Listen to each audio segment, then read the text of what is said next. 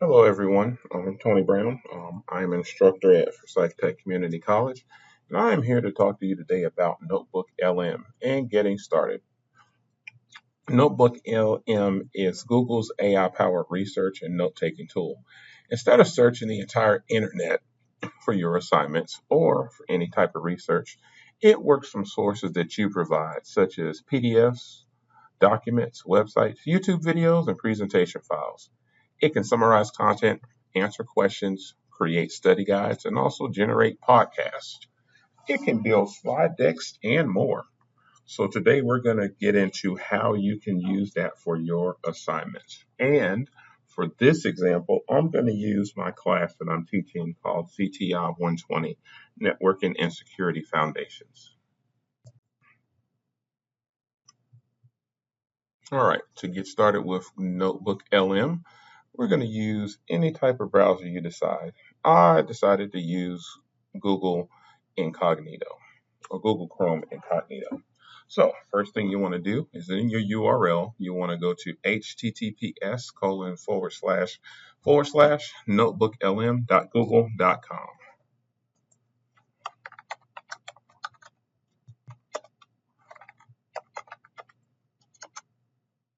And from here, it's going to ask you to sign in. Now, depending on what type of access you have, that depends on what you can use.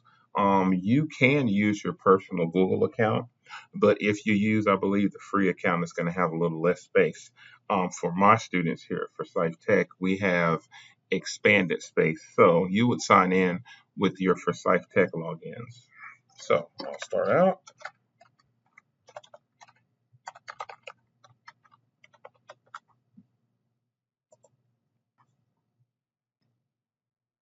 And again, because I'm using Forsyth Tech, it's going to ask me for my Forsyth Tech sign in. Again, if you're a student, it's going to be or a teacher, it's going to be the same way. And since I'm on my computer here at the office, I'm using KeyPass. So that puts in my password for me. All right. So from here, if you've never used Google LM before, you'll probably have a screen that just says create a new notebook. As you can see, I've got quite a few going on right now. But for this purpose, I'm going to create a brand new notebook. And this is the first thing you'll see. On the left-hand side, you'll see your sources. This is where you're going to add all of your sources for class. In the middle part, this is the chat. Now, if you're used to AI chatbots like ChatGPT, Claude, Perplexity, Grok, this middle part is how you interact with the chat. Now, one good advantage to Notebook LM is if you add a source on the left-hand side, that chat is going to interact with just the sources that you pick on that left side. All right. So now on the right side, you've got your studio. From here, you can create audio overviews of anything that you check on the left side. You can create a PowerPoint presentation or slide deck. That's in beta right now, so sometimes it works, sometimes it doesn't. You can do a video overview. So if you have, again, I think for this example, I'm going to put in like 29 sources. You can actually create a video of everything that you have as far as your sources. Now, it's going to take a while for it to process depending on how many sources you have, but it will work. And you can do a mind tap. You can do a report. You can do flashcards. You can do a quiz. Quizzes are very essential to any of your courses. For our technical courses, if you want to do some extra studying for a specific chapter, on the left hand side you can check those sources, and in the quiz you can say, hey, create a quiz based on what's checked on the left hand side and with these particular factors. And I believe the default is like 16 questions. We'll get into that a little later on. You can create an infographic, and you can also create a data table. If you ever heard of rapid recall, you can actually create a report based on what you have checked on the left-hand side, and you can use that to use your rapid recall. Later on, I'll create a video for rapid recall to show you exactly how to do that. All right. So first thing I'm going to do is, since this chapter is networking basics, I'm going to change the name from Untitled Notebook to Networking Basics. And you can create as many notebooks as you want, or you can put in up to 50 sources on the left-hand side for your school account. All right, so that's number one. And here in the middle, as you add your sources, it's going to give you a overview of what's on the left-hand side. If you want to change that up, you can check particular sources, or you can add or delete sources, and it's going to change it once you go back into your notebook. So this is going to give you an overview of what you have inside of your sources. All right, so again, in some of my classes, especially this one, I provide students with PowerPoint presentations, and you also have the Word documents for packet tracers. It doesn't give you the answers, but it does give you the Word version of packet tracer. You'll still need to use the packet tracer application or software in order to complete those packet tracers, but you also have the document that you can use to accompany this. So I'm going to upload my PowerPoint presentations and also my packet tracers for network basics. So I'm going to hit upload files.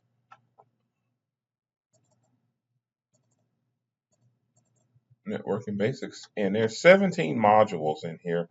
The chapters aren't really that long, but there are 17 modules, and there are also a couple of packet tracers that I want to add. I want to put all this information in one centralized location so I can quiz myself. So when it's time for the end of course test, like the Cisco CCST, which is the Cisco Certified Support Technician exam, I'll be able to study for it effectively. So I'm going to use all of these sources, which will be either on Blackboard or Canvas, and I'm going to load them up.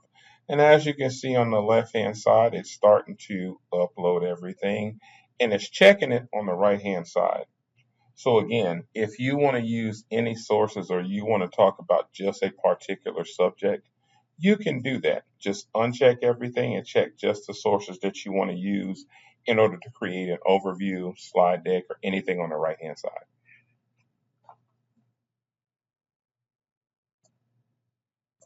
All right, so it's got about 3 more left to upload.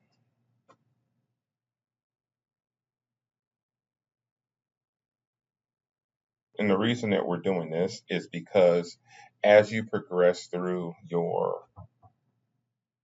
certificates or through your associate's degree, it's good to know all of the information that you've learned and you've kept it in one central location. You can try to keep it in a paper notebook. You can possibly try to keep it on your computer, but if your computer goes down, you have no backup. So if you use NotebookLM, it's always online and it is always there until you use up your space. And even then, it's still going to be there. You just won't be able to add anything else. So, all right, so I've got all of my information on the left-hand side under sources. Again, you can go up to 50. You can go up to 50 sources per notebook with this account. So right now you don't see anything in the middle section. So I'm going to close out this notebook by hitting the back button. And when I go back, it should give me a guide. So this is one that I've done that I'm working on in class or for my class. And it tells you exactly, well, actually for this, here we go, right here. It gives me, I've got 29 sources, and it gives me a little overview of what all is on that left-hand side. You'll also see networking quiz, which we'll get into in a few minutes. But that's what my notebook looks like. So if I go back to networking basics, open it up, it's going to give me an overview of what's in this notebook. I really don't have to think about actually creating an overview because it's created for you using AI. Now, I do want to advise that as you're using AI to help guide you in your assignments, you need to make sure that AI isn't hallucinating and giving you the wrong information. So always double check what it's putting in your system just to make sure it's correct. All right. So now, this is the overview of what I have on the left-hand side. Let's say I want to get more information on LTE versus 5G, 5G telecommunications. because I just don't understand the difference between 5G and LTE. So inside my chat,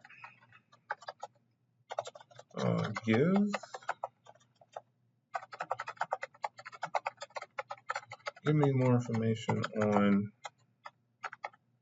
LTE versus 5G.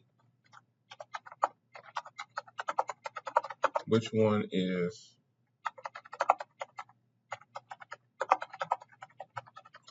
faster, reliable? Which one is more reliable? And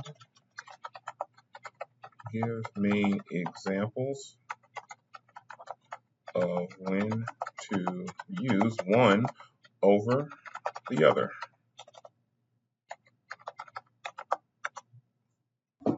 And then we let the chat run. Sometimes you can get away with misspelling words and it'll understand what you're trying to type.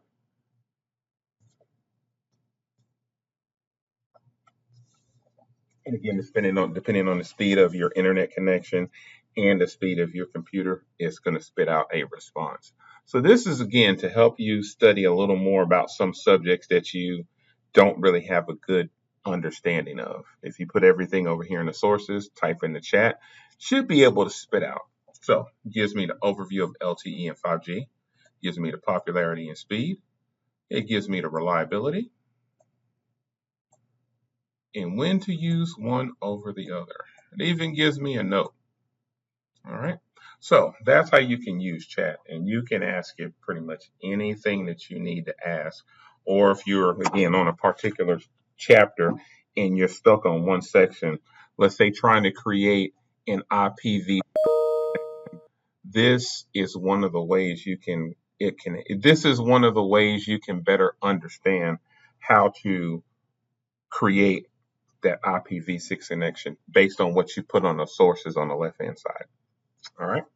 So now, let's say we're done with the networking basics book for that week, and we want to create a quiz.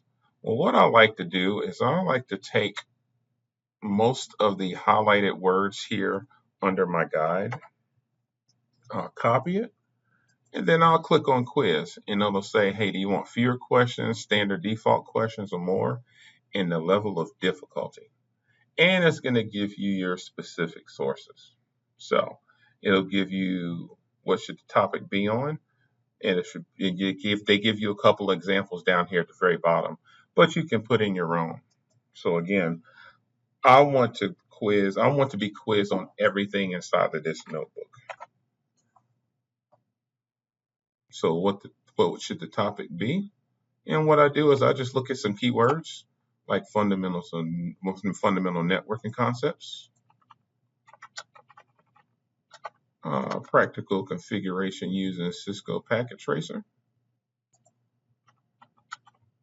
And again, you can create this however you want to.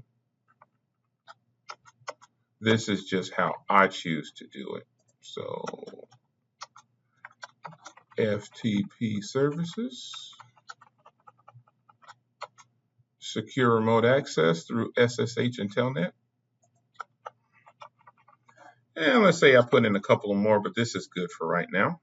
And now, since I've got in fundamentals of networking concepts, practical configuration of Cisco Packet Tracer, how to manage web requests, FTP services, and secure remote access through SSH and Telnet, that's what I want my quiz to be about. And once I hit generate, it's going to generate a quiz based on those 24 sources and based on the topic that I typed in. And it's going to pull all my information from that left-hand side and generate a quiz for me. And like I said, I believe it's going to be about 16 questions. So while that's being generated,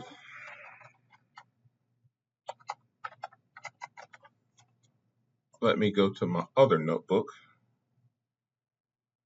There we go. And here, you'll see I've already got a networking quiz, which I created before. And here goes the view prompt and 17 sources. So what I said was create a quiz based on the selected sources. I am studying for the CCST, which is Cisco Certified Support Technician in Networking exam. At the end of the semester, topics should include wireless and mobile networking, how devices communicate, various connection technologies, cellular data, Bluetooth for accessories, Wi-Fi for local internet access, configuring Android and iOS devices, encryption and VPNs for security and how to set it up, and so on and so forth. So you can always look at your prompt and you can copy and paste and benchmark however you need to. So I'm just going to run through the quiz. I'm just going to pick some answers just so you can see exactly how this works. So which wireless standard is primarily responsible for governing WLAN and environments and operates on the 2.4 gigahertz and 5 gigahertz frequency? 802.11, that's right. And go next. What's the maximum effective distance for near field communication NFC to effectively exchange data between devices? Okay, so not quite. A few centimeters is correct. And that's one phone and you try to connect to another phone, you normally put them very close to each other. So when a Bluetooth device is set to discoverable mode, what information does it transmit? The service or request? Name, class of supported devices, the Wi-Fi password, the GPS coordinates, the cellular data, embedded billing information. Let's go with device name. So this is how you can create as many quizzes as you need to, or as little quizzes as you need to. So if we go back here, our networking quiz is ready. And again, that's my prompt.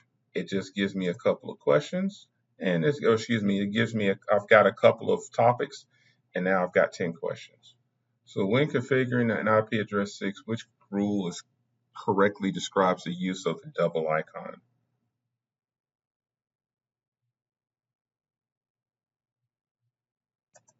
Let's just click that one. It can replace any single contiguous string of one or more all zero hex exactly once. That's good. Which port is the FTP server typically used to listen for control connection requests? This is for FTP. I'll go with port 21. That's 21. That's the command port to establish the connection and send control traffic. And again, everything in this networking quiz is based on the PowerPoint presentations and the packet tracers on the left-hand side. So you can quiz yourself to get a little more insight on what you're trying to learn. And you can also ask the chat whatever you need to in order to get more information. So this is how you use NotebookLM. Again, I strongly suggest that you use this for your courses moving forward because it's going to help you in the end, especially when you go on interviews and they ask you what you've learned. What have you learned about FTP services? If you can answer at least one or two single things, that's a lot better than other students will be able to do. All right. If you have any questions, you know how to contact me.